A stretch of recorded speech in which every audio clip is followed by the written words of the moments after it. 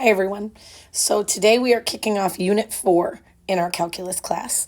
And Unit 4 is where we start talking about applications of derivatives. So the last two chapters we've spent a lot of time just learning how to calculate derivatives. Now let's learn what they're good for. So today's lesson is on a connection with physics, where we're talking about things like velocity and acceleration, but all of those things start from the position function, right?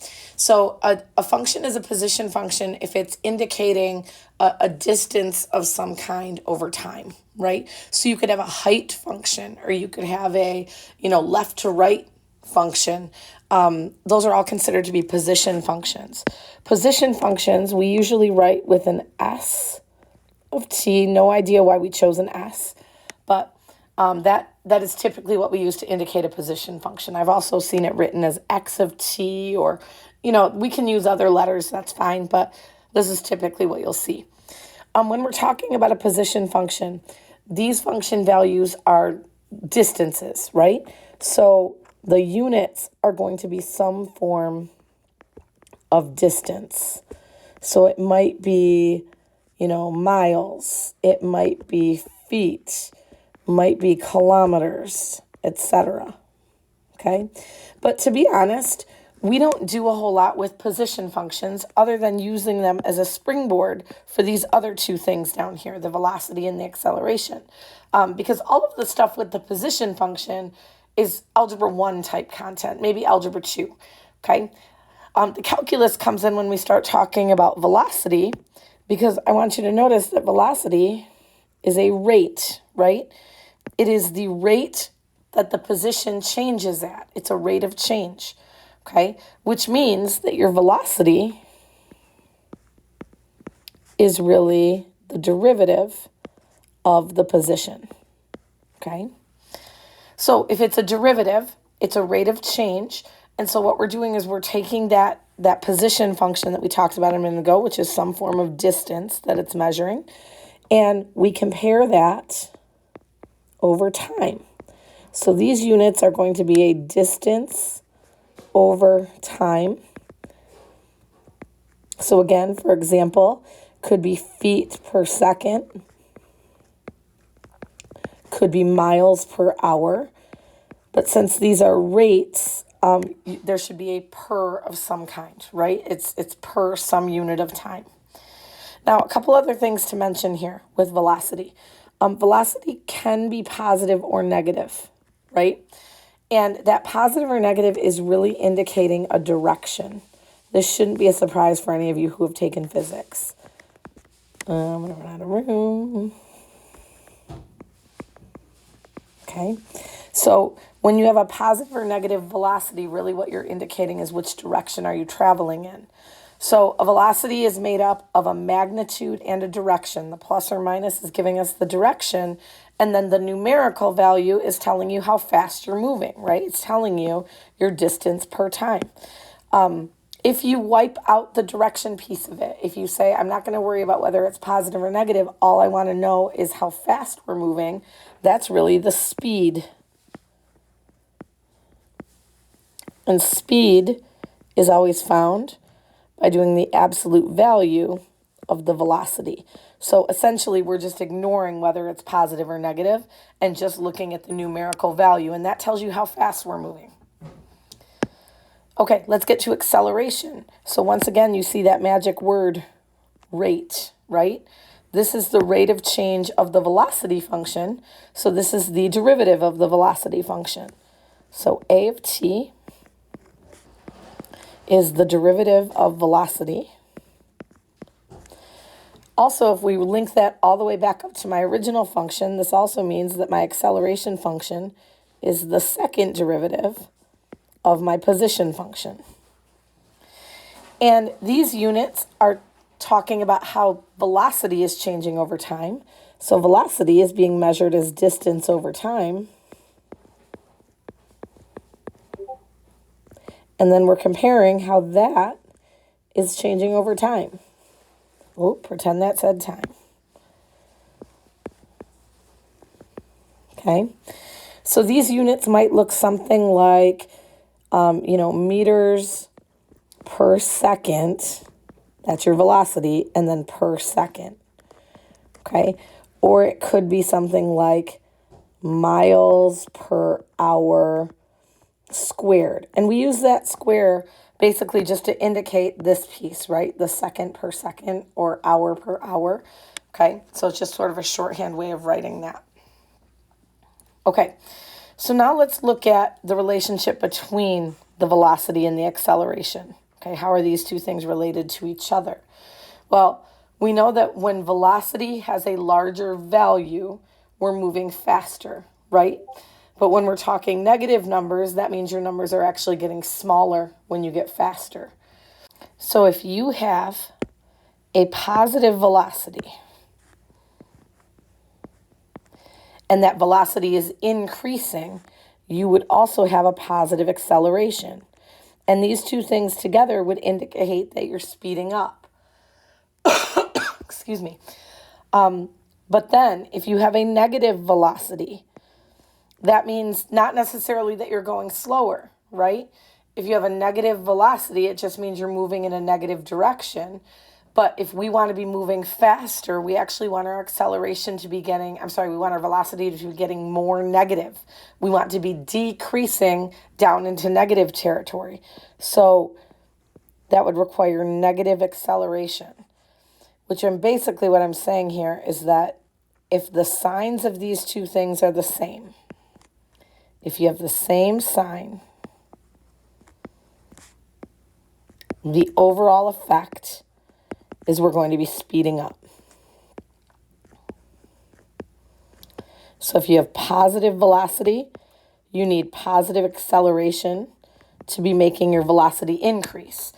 If you have negative velocity, then you need your velocity to get further negative. You need it to go deeper into negative territory to be speeding up, okay? If you have a mix and match situation, so if you have positive velocity but negative acceleration, that means that your velocity is positive, right? You're heading in a positive direction, but the acceleration means your velocity is getting smaller, which means you're slowing down. Or if you have a negative velocity with a positive acceleration, this means you're moving in a negative direction, right? But a positive acceleration is bringing you closer to zero, because when you're in negative territory, if you're increasing, that means you're getting closer to zero, which means that you're slowing down. So these situations where the signs are opposite mean that you're slowing down.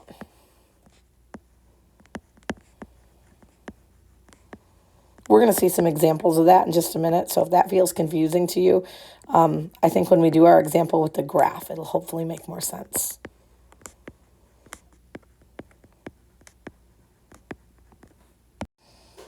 Okay, let's take a look at our first example here. So a dynamite blast propels a heavy rock straight up. After t seconds, it reaches a height of, and then this is essentially my position function. So the first question says to write equations to represent all of our functions, all three of these. We already have the position here. So our position function is what we're given here, which is s of t equals 160t minus 16t squared. I'm going to try zooming this out, see if that marker line isn't quite as thick. Okay, my velocity function then is the derivative of this, right? So my v of t function is derivative. So 160t would become 160 minus 16t squared. I'm just doing 2 times 16 is 32. And then this would become t to the first. And last one here, my acceleration function is the derivative of this one, of velocity. My 160 is just going to disappear. And so really what I'm just left with a negative 32. Okay, that is telling me some important information. That's telling me that I have a constant acceleration.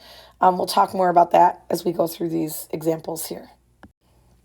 Okay, so when does the rock change directions? Let's talk about this from an algebra standpoint and from a calculus standpoint. I'm going to switch up my color here on you a little bit. and sketch a graph of this thing. Okay, so this is my position function, right? And this is what the rock is doing.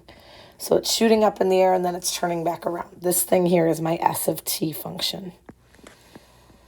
So the question wants to know, when will I change direction? And I hope that most of you can look at the top of this thing and know that that's what we're looking for, right? That's when I change from heading upward to heading downward. And we have algebra methods that we could use to solve for this. We could find the vertex of this parabola, for example. Not always going to be a parabola, but in this case, we could do that. But we want to talk about what could we do that's calculus, right? So let's talk about what's important about that point in calculus land, right? What we need to know is that that point, the reason it's unique is it has a horizontal tangent line, right? That it's a derivative of 0 at that point. So we know that my derivative of my S function would have to equal 0 at that red star, okay, which is what I'm trying to find. Well, my derivative of my S function is the velocity function. So anytime you see this question, anytime you see something talking about changing directions, what I want you thinking about is we need velocity to equal 0.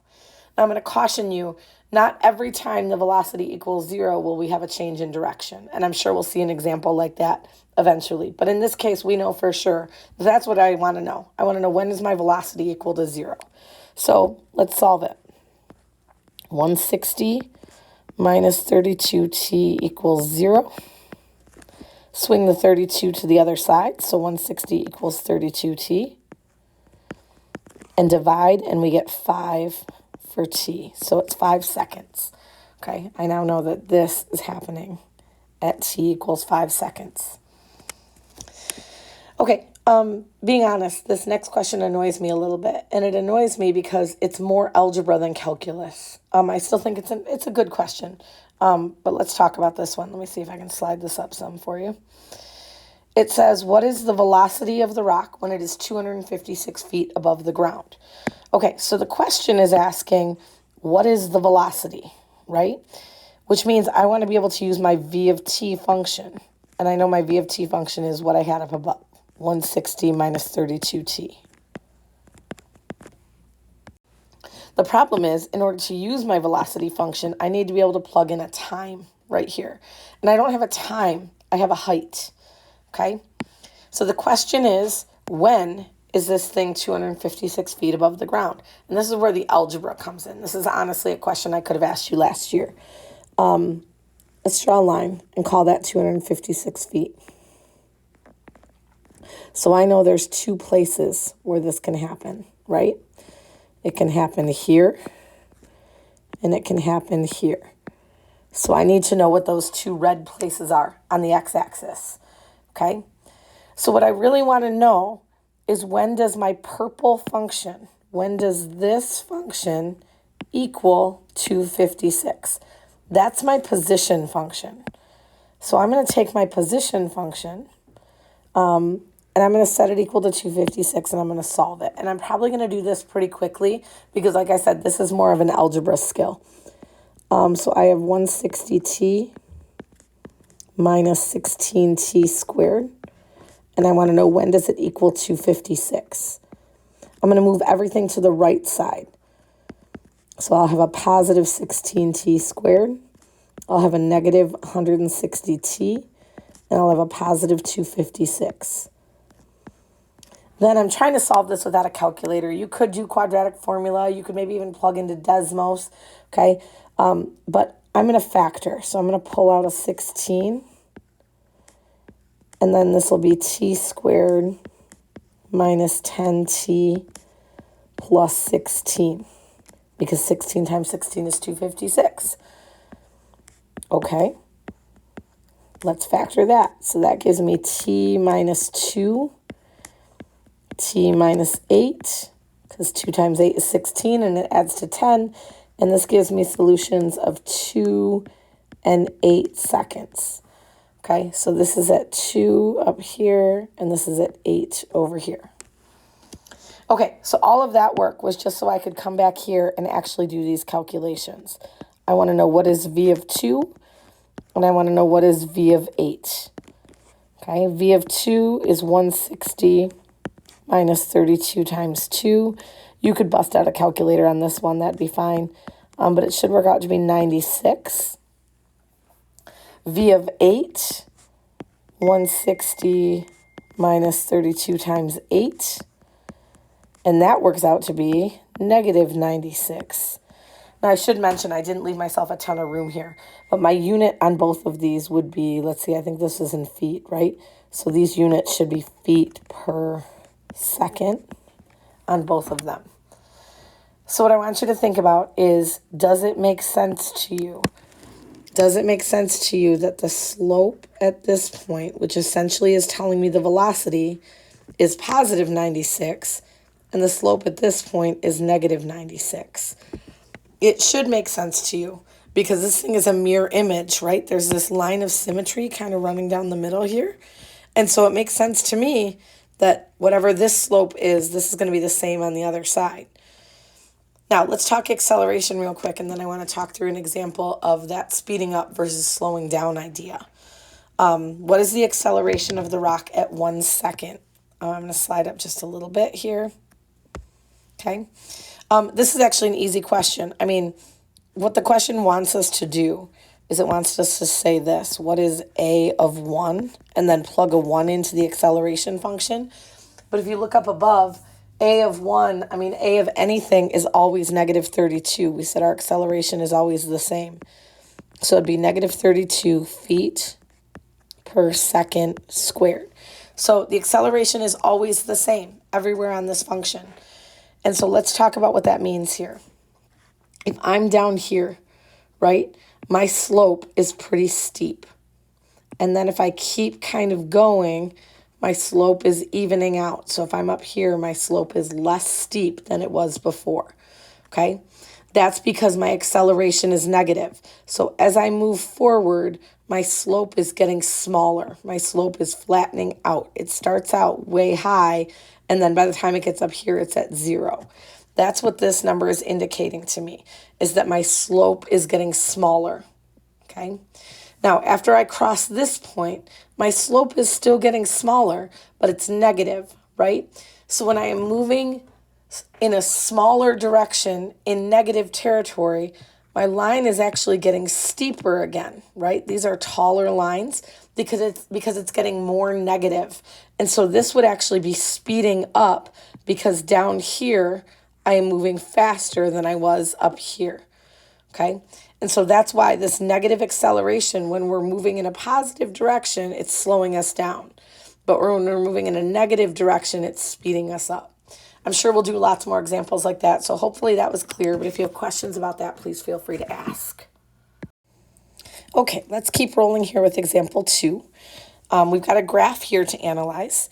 And this graph, it is really important to understand that this is a velocity function.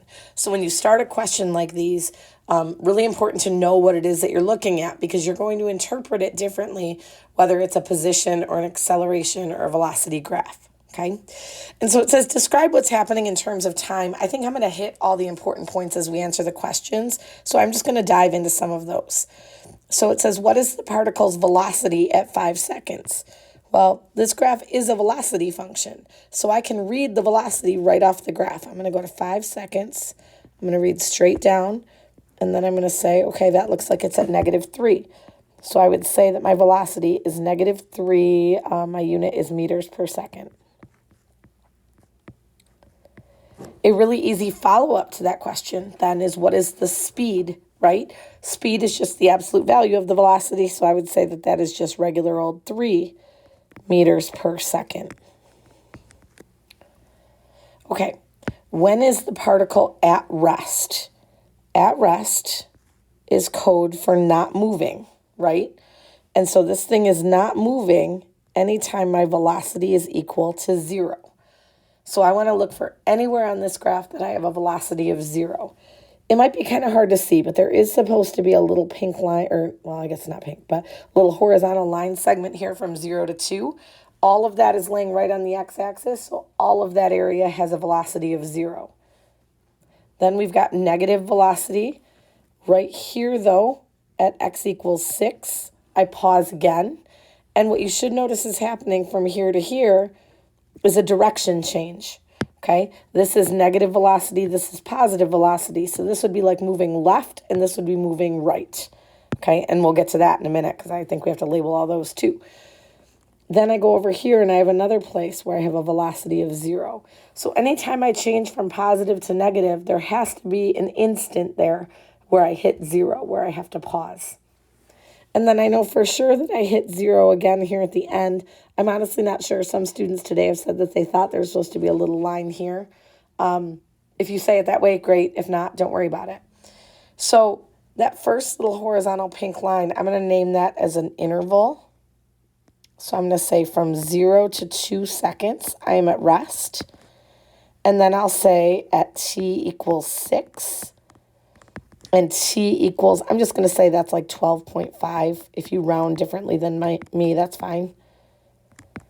And then down there at the end, we could either say t equals 19, right at that instant, or we could do another one of these little intervals, right, where we say 19 to 20. Wouldn't really have to do both. I just wanted you to know both of those are correct answers. Okay, so when are we moving to the right? When are we moving to the left? That all has to do with the direction of the velocity, right? Everywhere up here, everywhere on the top half of the graph, if my velocity is positive, I'm moving to the right. And anywhere on this lower half, that's me moving to the left. So again, I'm going to name this with intervals. I'm moving to the right anywhere I'm above ground. So that would be like here, here, here. So I'm going to say from 6 to 12.5.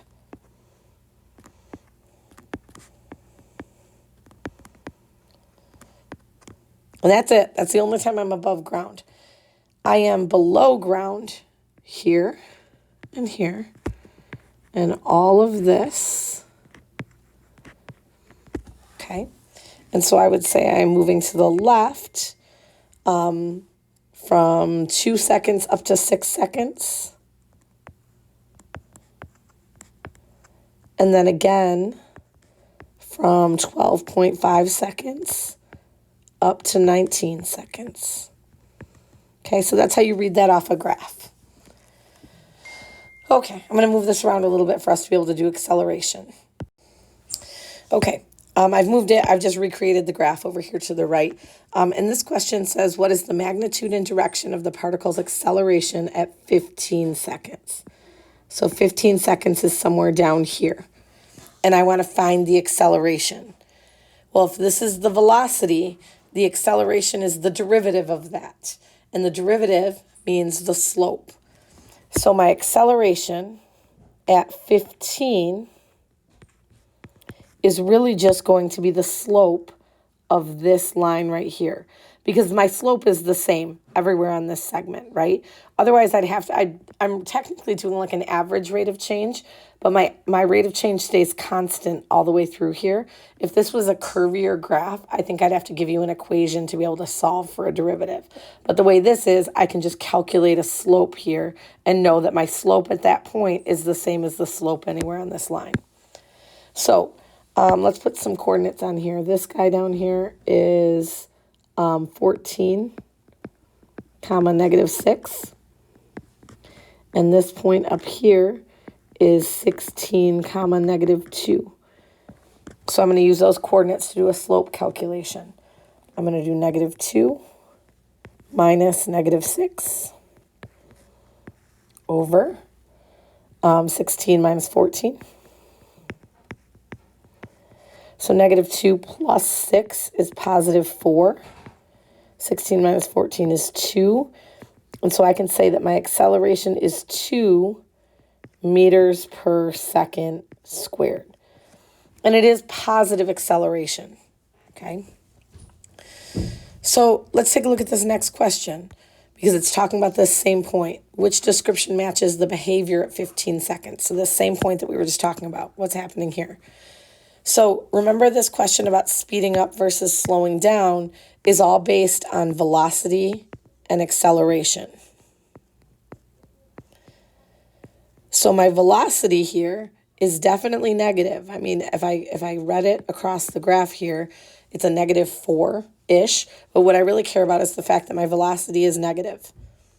But my acceleration, which I just found a second ago, came out positive. My slope here is positive. Okay?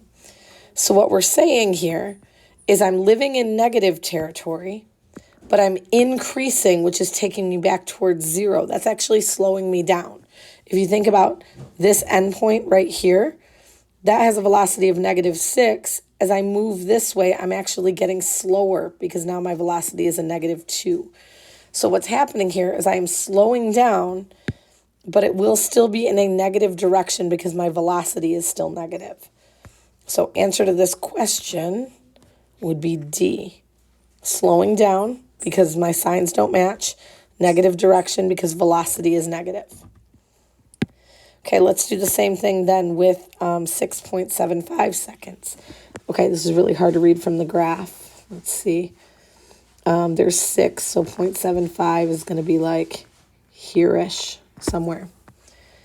I don't need to do a calculation here to answer this question.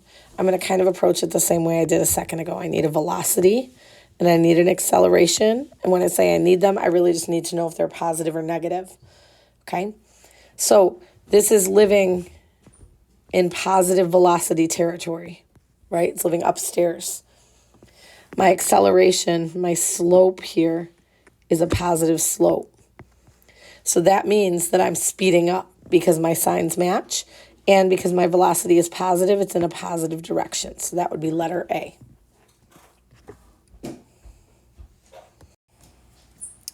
Okay, last few examples here.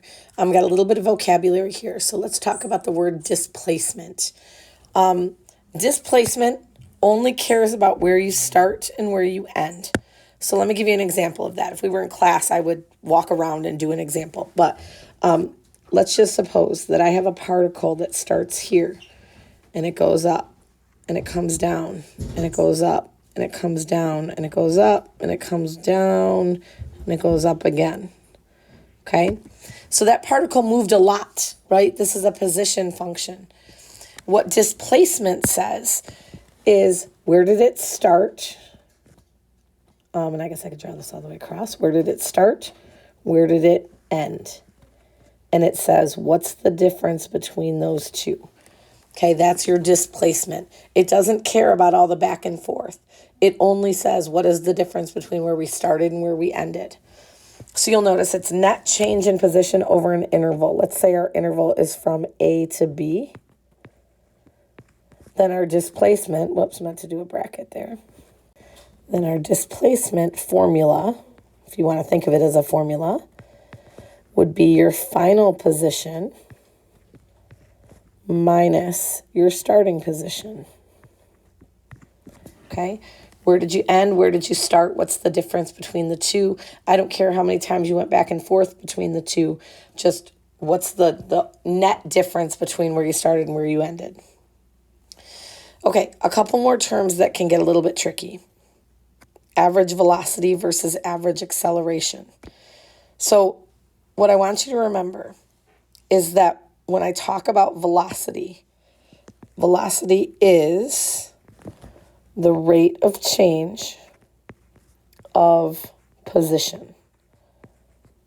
So I want you to look at what this question looks like now. Okay? I'm just replacing velocity with its definition, which is a rate of change of position. But now it says average rate of change of position. So when I want average velocity, I am using the position function and doing an average rate of change. Oh, I keep forgetting my parentheses. Sorry, guys. Now, you should notice that right there, what I just wrote down, is my displacement formula. But then I'm dividing it by B minus A. So we're using the position function to find average velocity. And that should make sense to you because this displacement, that is going to be a distance, and this is going to be a time. So you're still giving a measure that is a distance over a time. Okay? Really similarly, average acceleration, remember acceleration is really rate of change of the velocity. So this is where I'm using the velocity function. The problem is people see average velocity and they automatically want to use the velocity function. An average velocity uses position, and an average acceleration uses velocity, not acceleration. Okay, so those are going to be tricky. Those might be something that you have to mess up a couple of times before you can straighten them out. But that's okay. We learn by screwing things up sometimes. Okay, so one last example here to do with a couple of questions here, and we're going to do this one totally no calculator. Okay, we've got this function. Okay, it's a position as a function of time, and the first question is just, what is the displacement? Well, displacement is difference between beginning and end. So I need to find s of 2, and then I need to subtract s of 0. Okay, that's how I'm going to find displacement. So let's just do these calculations off to the side. S of 2 would be negative 2 squared plus 2 times 2 plus 3. Let's see, that's negative 4 plus 4, so that makes a 0. So I think this just wipes out to be 3. And then s of 0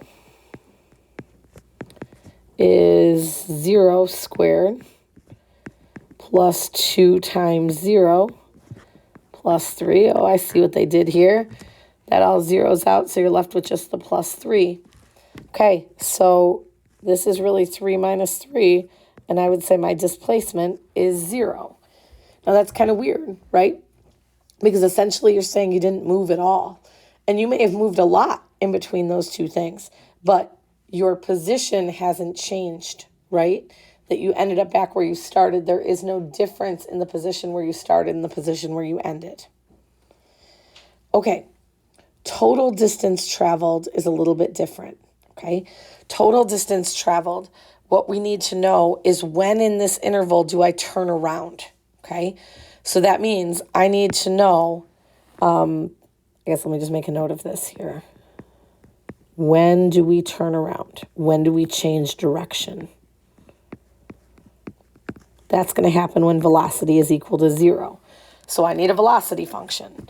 Okay, so velocity function here is going to be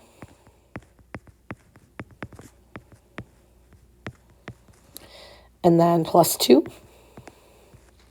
Okay, that's my derivative. I want to know when does this equal 0. So move the 2 over and divide by negative 2, and I believe I end up with x equals 1. So on this interval between 0 and 2,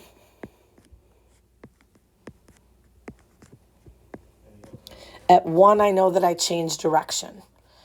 So what I want to know is basically what is my displacement from 0 to 1, and then what is my displacement from 1 to 2?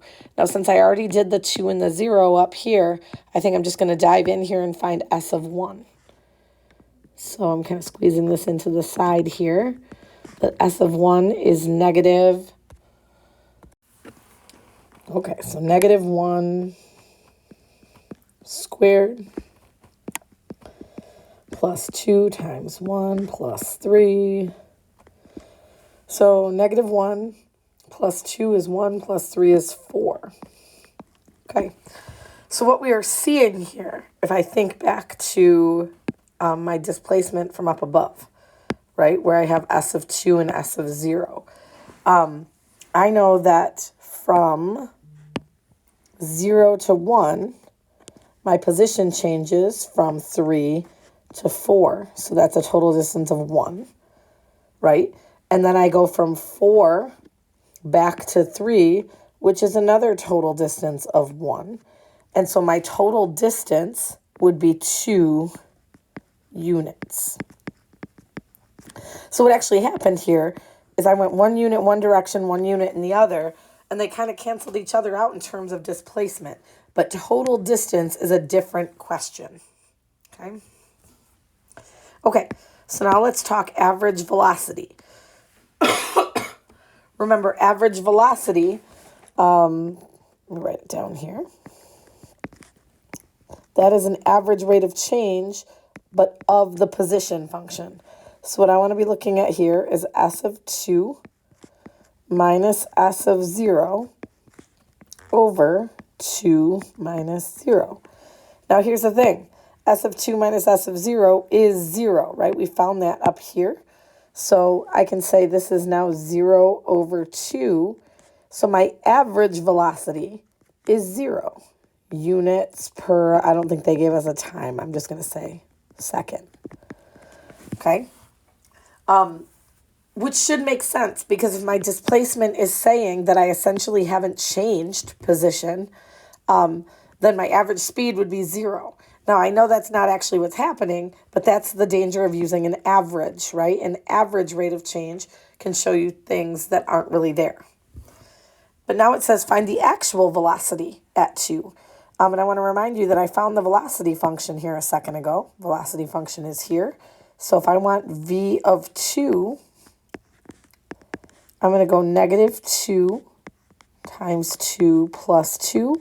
So that's negative 4 plus 2. So that's negative 2 units per second. So my average velocity doesn't really tell the whole story because I know that right at 2 seconds, this is how fast I'm moving, right? I'm moving at negative 2 units per second. Okay, that's, I think, it for this example. Let's make sure I didn't miss anything down below. Yep, that looks pretty good. So that's really it for our position, acceleration, velocity. There's a lot that goes with this topic. There's a lot of types of questions that I probably didn't ask here because I probably can't think of all of the possible questions you could be asked. But we will just continue to practice them as we go through this lesson and through this unit. So thanks for listening. Have a great day.